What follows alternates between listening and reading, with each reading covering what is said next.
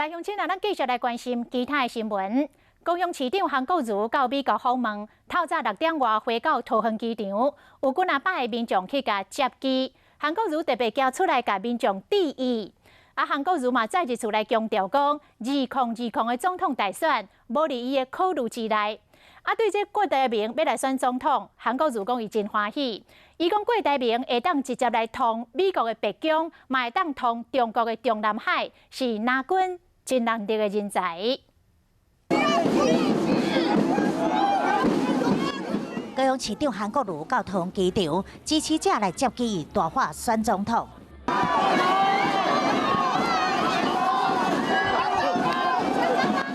韩国瑜甲伊夫人李嘉芬比大家微调咧，客家根本无法度刷叮当，支持者的情绪是欢喜佮激动。然后坐高铁赶登市府上班，一到高雄也受真侪民众咧等候，呼声不断。好，小心啊！当堂飞行，韩市长看起来有淡薄仔忝，对着郭台铭董事长要投入党内初选，伊讲真欢喜。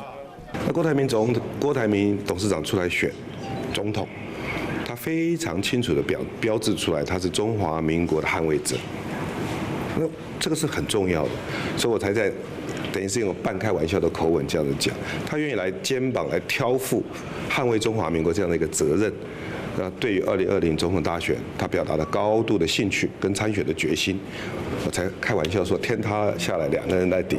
进前有团队真经有交一份配合党中央要求征调，韩国瑜定清解说，绝无此事，绝对没有写信给吴主席。我不晓得这么多谣言从哪里来。伊表示2020无伫伊的考虑内，目前伊要做就是好好处理市政，替高雄趁钱。